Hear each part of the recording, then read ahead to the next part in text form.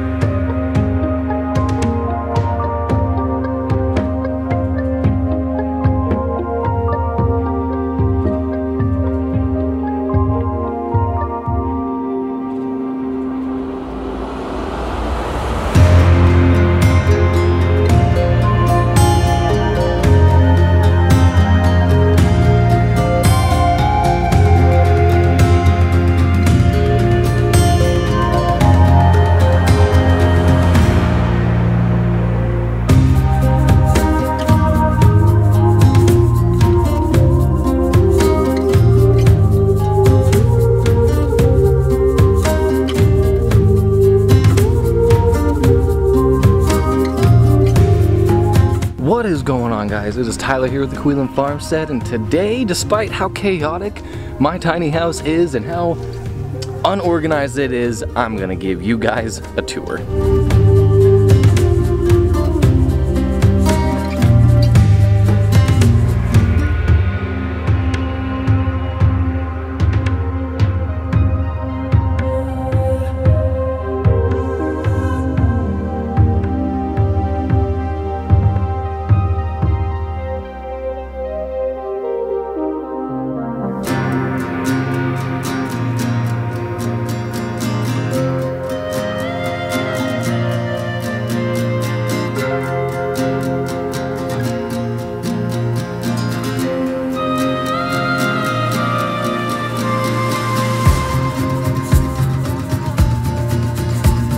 So figured start out here. Now if you look real quick, these chickens, and why I recommend you get chickens for your first animal if you're looking at getting into homesteading or farmsteading, or you just want to be a little bit more in control of where your food's coming from.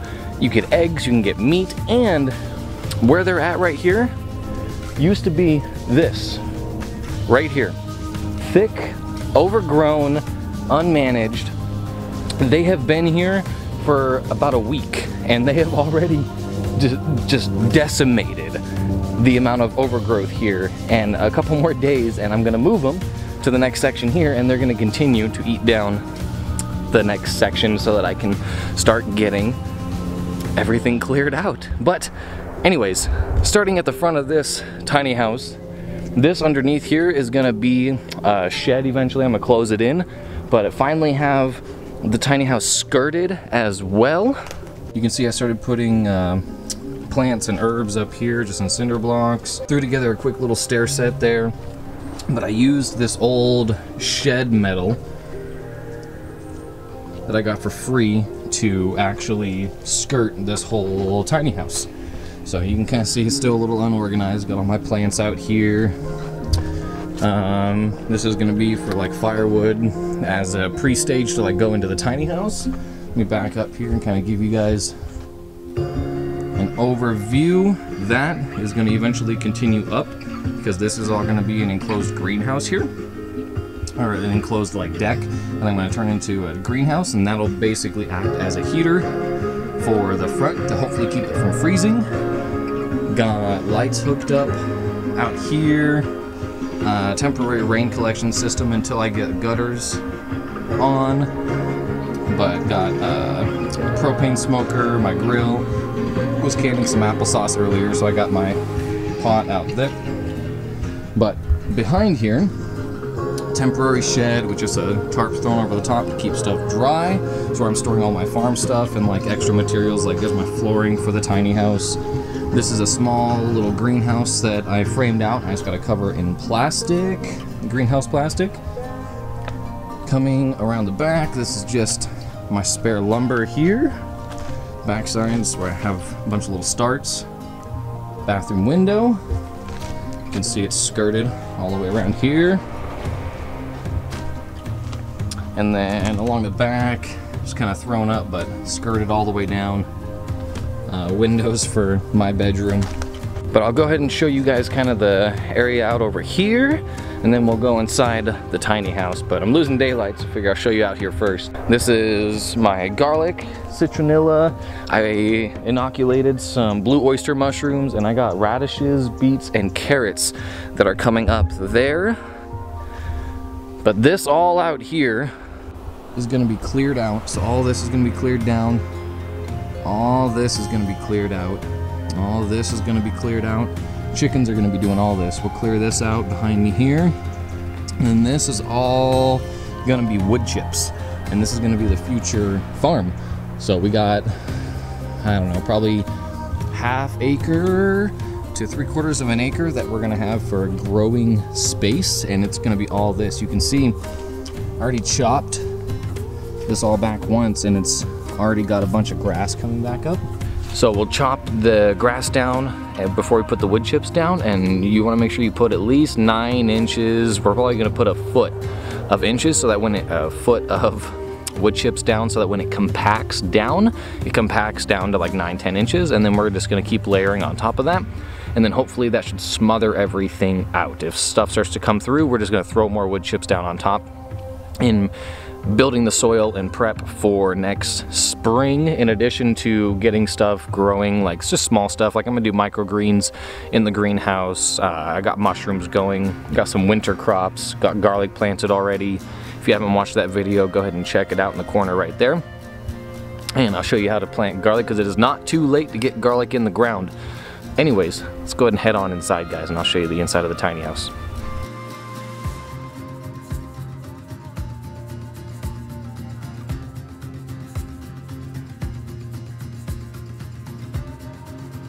Alright, it is actually the next day, guys. When I came in last night, I got the fire going, made some tea, and then went to sleep. So, but we are inside the tiny house. Like I said, outside, excuse the mess, we are still under construction. I'm still unpacking, but this is my bedroom. So, still working on building my windows. I have the panes of glass, but I haven't had time to actually put them together yet. That is coming hopefully in a week or two, maybe sooner. But there'll obviously be a video on, same for both sides. This is my monster bed that I pieced together out of 4 pieces of a sectional couch, and then I have like a walkway on both sides, like a little nightstand. My clothes are still being unpacked, and then I got the light right there, and you can turn that on and off. Don't have a door on this yet. I'm not sure how I'm gonna do that yet, but walking out, I'll show you guys the view.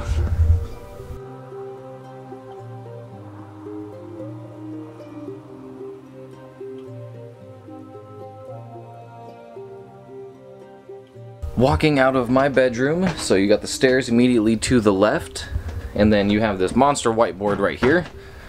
This I put a lot of my daily to-dos on. I just found my markers, but that I use, I mean, you've seen it in some of my videos. If you haven't, then go ahead and feel free and go check out some of my videos about starting the build on this tiny house. When you first come down, you are in my, I guess, living room, and eventually this couch right here is gonna be moved up into my daughter's room, but it's not finished quite yet. It's almost there.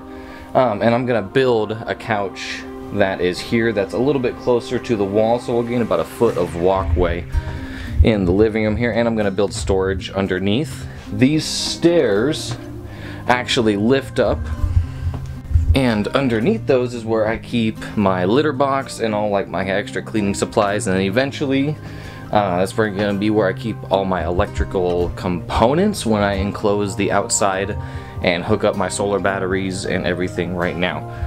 Currently, I have an extension cord ran to the neighbor plot, so I have like 450 feet of extension cords. You know, it's fine. Make do with what we can until I can get solar and everything else that I have in store for the off-grid electrical. I have stuff that you guys haven't even heard of yet on this channel because I'm keeping it a surprise, and it's not even a widely known technology, but I'm going to be showing you guys how you can have multiple streams of energy income, we'll call it, that are going into your battery banks or some other form of battery or energy storage for your off-grid setup. And of course there'll be videos on all of this to come, but right now it's just a checklist. So like higher up on that was I finally finished my composting toilet, and I'm not going to show you guys the rest of the bathroom yet because it's still under construction, and I'm making an actual video on that will include running like hooking up my hot water, installing a shower, and keeping it all off grid. And also I'm going to be making my own sink. But anyways, my front door is these French doors that I got for free that I had to do some serious modifications to, but made it work. And then I have these currently on. These are an R-value curtain, so they help insulate and keep it warm in here, because those were originally interior French doors, so they only have a single pane of glass, so they lose a lot of heat through them as a result. And so anything to kind of add an insulating barrier, and then there will eventually be actual curtains hanging over the French doors as well. Same thing with this big bay window. As we enter into my kitchen, you can see, like I said, excuse the dishes. So I got my small sink here with just a makeshift like dehydrating rack that I'm currently dehydrating a comfrey that I use to make all of my comfrey salves and oils and a lot of my lip balms and soaps, stuff like that. If you're interested in anything like that, I'll leave a link below to my Etsy shop, and you can get everything from face scrubs, shampoo bars, conditioner bars, bar soaps, and eventually we're gonna have toothpaste and a bunch of other natural organic items on there as well for you guys to peruse and to use. But anyways, I will show you guys here my counter space where I keep like a lot of my dried herbs for teas and my salves makings. And then you'll see I have a pull-out cutting board that I actually extended and added pieces to, so that I had just more counter space that I can pull out and actually utilize. For my countertops, I used an old solid oak kitchen table that I had that I cut down and milled, and then I'm just going to be filling the gaps, the cracks, and the screws with just a wood filler, sand it, and seal it with a food grade sealer, so that way I can use it as a cutting board just the same. Behind me, you can see on the back side of the kitchen, this is cupboards that I got for free that I just use for my storage for food. Like, you got all my seasonings, baking stuff, got stuff like my applesauce that I just made the other day, video on that very soon. But different things like my dehydrated tomatoes for storage, dehydrated peppers. Above that, you have things like my squash, my beans, different storage for dishes, doing open shelving just because it's easy. It was free, and our goal for this was $5,000, and right now I'll put the number on the screen, but we are sitting just under $2,000 as it sits. Obviously that isn't including my possessions, but building this place so far, that number again is what we are at. Coming around here, my fermentation station right here, and just extra like glass jars, and then I got my fridge that my grandma and grandpa were so gracious enough to surprise me with the other day. I haven't hooked it up yet because I still have to run power over to the other side, but hopefully we'll get to that in the next few days, and then I will have a place to put refrigerated goods. Above my fermentation station is just like extra storage for my salves, different containers, my soap molds, everything I need to make everything for you guys product wise. Anyways guys, that is pretty much where we stand right now for the tiny house. We're still making progress, still moving forward, and still taking things one day at a time. So definitely, if you want to see the progress on this tiny house and this farmstead, because it's not just this tiny house anymore, I'm rebuilding an entire farm, and it is getting ready to go into winter. We've already had our first 2 freezes here, so things are moving forward even though things are dying down outside. But make sure you hit that subscribe button, hit those notifications, and I will see you in the next one, guys. Thanks for hanging out.